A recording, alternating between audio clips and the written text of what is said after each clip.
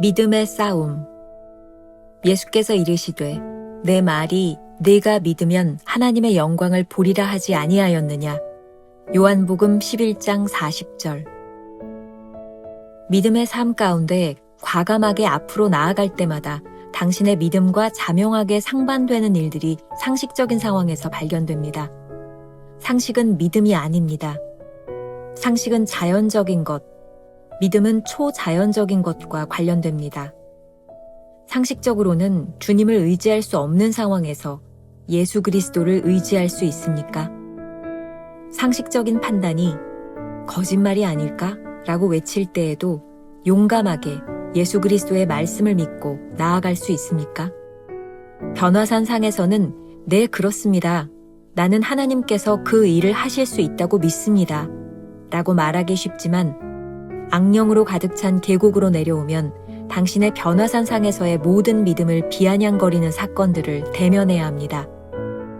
믿음의 체계적 사고가 내 마음에 자명할 때마다 오히려 그와 상반되는 현실들을 만나게 됩니다.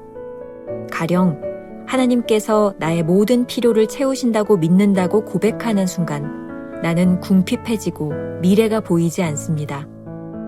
이러한 때 나는 믿음의 시련을 통과하겠습니까? 아니면 더 낮은 차원으로 뒤로 물러앉겠습니까? 믿음은 시련을 거쳐야만 합니다. 그 이유는 믿음은 오직 시험을 지나야만 인격적으로 소유한 믿음이 될 수 있기 때문입니다. 지금 당신이 겪고 있는 믿음의 시험은 무엇입니까? 그 시험은 당신의 믿음을 입증할 수도 있고 그 믿음을 죽일 수도 있습니다. 누구든지 나로 말미암아 실족하지 아니하는 자는 복이 있도다. 믿음에서 마지막까지 가장 중요한 것은 예수님에 대한 확신입니다. 끝까지 견고하게 주님을 믿으십시오. 당신이 만나는 모든 역경은 당신의 믿음을 자라나게 할 것입니다. 믿음의 삶에는 계속적인 시험이 있을 것이고 마지막 가장 큰 시험은 죽음입니다. 하나님께서 우리의 믿음의 싸움에서 우리를 지켜주시기를 간구해야 합니다. 믿음이란 말로 다 할 수 없을 정도로 하나님을 신뢰하는 것이며 주께서 우리를 내버려 두신다는 것은 꿈도 꿀 수 없는 확신입니다. 김병삼 목사의 매일 만나 365, 오늘은 8월 29일 믿음의 싸움이라는 제목으로 말씀을 나누어 보겠습니다. 첫 번째 주제, 믿음의 시련. 오늘 챔버스는 상식과 믿음의 개념을 비교하며 진짜 믿음이 무엇인가를 설명합니다.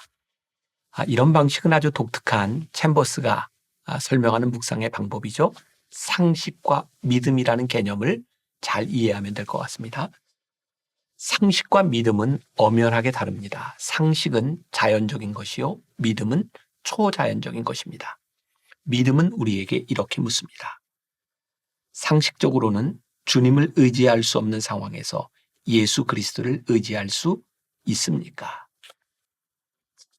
우리는 상식과 믿음이 충돌하는 상황들을 맞닥뜨리게 됩니다. 오늘 본문 말씀이 바로 그것입니다. 인간의 상식으로 볼 때 이미 죽어 냄새가 나는 나사로의 무덤 앞에서 주님은 내가 믿으면 하나님의 영광을 보리라 말씀하십니다. 믿음은 우리에게 이렇게 다시 묻습니다. 상식적인 판단이 거짓말이 아닐까라고 외칠 때에도 용감하게 예수 그리스도의 말씀을 믿고 나아갈 수 있습니까? 챔버스가 자주 언급하는 변화산의 체험이 있습니다. 주님과 함께하며 영적으로 깊은 체험을 하는 순간에 믿음을 고백하는 것은 어렵지 않습니다. 하지만 믿음이 필요한 순간은 악령이 가득한 세상에서 살고 있을 때입니다. 우리에게 도전이 되는 것은 스스로 믿음에 바로 서 있다고 생각할 때 믿음을 흔들어 놓는 현실과 맞닥뜨리는 상황이 찾아온다는 것입니다. 요한복음 11장이 바로 그런 상황이었습니다. 마리아와 마르다는 오라비인 나사로가 아팠을 때 주님이 오셔서 고쳐주실 수 있다는 믿음을 가지고 있었습니다. 그런데 오라비가 죽자 그들의 믿음 체계가 흔들립니다. 사실 믿음이 흔들리는 이유는 자신의 믿음의 체계 위에서 하나님을 생각하기 때문입니다. 올바른 믿음이라고 생각했는데 어쩌면 우리의 생각과 상식의 틀을 벗어나지 못한 믿음이었던 것이죠. 이럴 때 믿음의 시련이 찾아옵니다. 그리고 우리에게 선택이 주어집니다. 믿음의 시련을 통과하겠는가? 아니면 믿음의 체계가 무너져 내린 상황에서 뒤로 물러나겠는가? 우리가 기억해야 될 한 줄 노트. 상식적인 믿음으로 주님을 신뢰할 수 없는 순간이 오면 그 믿음의 진가가 판가름 납니다. 두 번째, 믿음의 시험. 우리 신앙인들에게는 끊임없이 믿음의 시련이 찾아옵니다. 상식으로 인해 우리의 믿음은 늘 시험을 받습니다. 시험에는 두 가지 종류가 있습니다.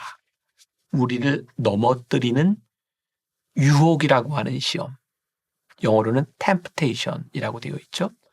그런가 하면 우리를 성장시키는 시험이 있습니다. 영어로 test라고 말을 합니다.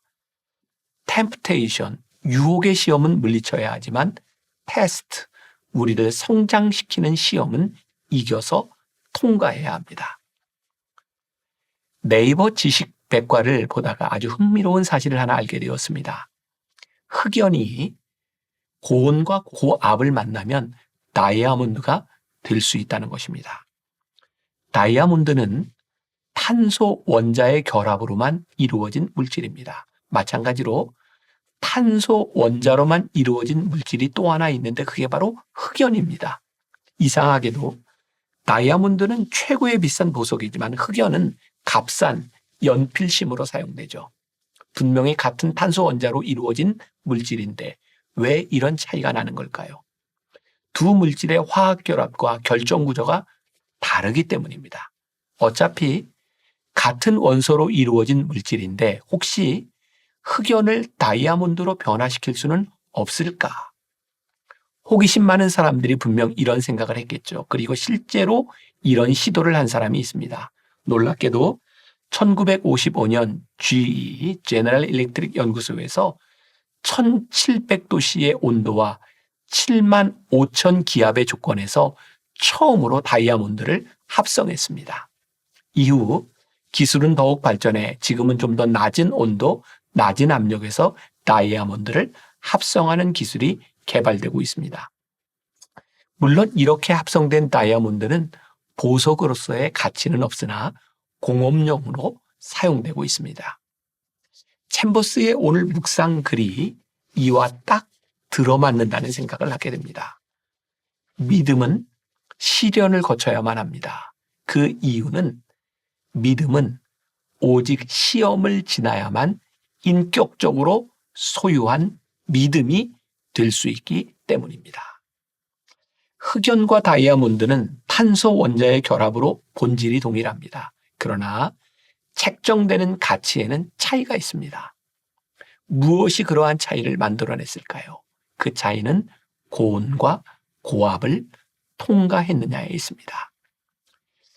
이러한 사실을 신앙의 눈으로 바라본다면 고온과 고압은 우리 안에 심겨진 믿음을 더욱 가치 있게 만드는 시련으로 볼 수 있을 것입니다. 오늘 우리가 물어야 하는 것이 있습니다. 지금 우리가 겪고 있는 믿음의 시험은 무엇인가? 이 시험을 통과하면 우리의 믿음이 증명되지만 통과하지 못하면 가지고 있던 믿음도 잃게 될 것입니다. 그러면 이 믿음의 시험에서 어떻게 이길 수 있을까요? 챔버스의 글을 소개합니다. 누구든지 나로 말미암아 실족하지 아니한 자는 복이 있도다. 믿음에서 마지막까지 가장 중요한 것은 예수님에 대한 확신입니다. 끝까지 견고하게 주님을 믿으십시오. 당신이 만나는 모든 역경은 당신의 믿음을 자라나게 할 것입니다.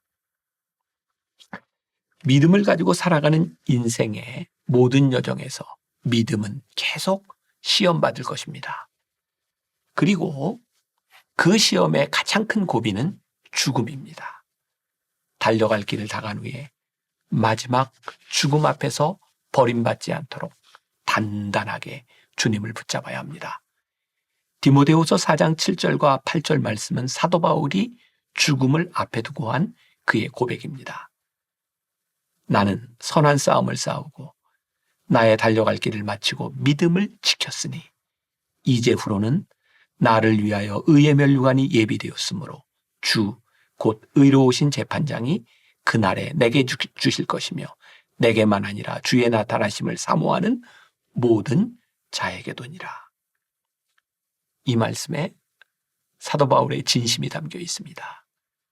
그가 죽음을 앞에 두고 결코 실패하지 않았다는 증거는 예비된 면류관을 바라보고 있는 것입니다. 죽음을 앞에 두고 다른 그리스도인들에게 자신의 삶을 따라오라고 권면하고 있는 것입니다. 우리도 믿음의 싸움에서 지켜주실 주님을 의지하고 기도해야 합니다. 우리가 기억해야 될 한 줄 노트. 믿음이란 말로 다할 수 없을 정도로 하나님을 신뢰하는 것이며 주께서 우리를 내버려 두시지 않으시리라는 확신입니다. 오늘 하루 이런 질문을 가지고 살아봅시다. 지금 당신에게 온 믿음의 시련은 유혹입니까? 시험입니까? 기도하겠습니다. 우리 믿음의 선진들은 선한 믿음의 싸움을 싸웠습니다. 우리가 믿음으로 살아갈 때 시련은 언제나 우리들에게 다가옵니다. 중요한 것은 시련이 아니라 그 시련을 이기는 믿음이 우리에게 있느냐는 것입니다. 오늘 하루를 살아가는 우리 성도들의 삶 가운데 어떤 시련이 찾아오든지 어떤 고통이 찾아오든지 우리의 믿음이 능히 이기게 하여 주옵시고 죽음 앞에서도 흔들지 않는 믿음을 가지고 우리도 사도 바울처럼 내가 선한 싸움을 다 싸웠노라. 하늘의 면류관이 내게 예비되어 있노라. 선포할 수 있는 승리하는 믿음을 가지는 주의 백성들이 되게 하여 주옵소서. 예수님의 이름으로 기도했습니다. 아멘.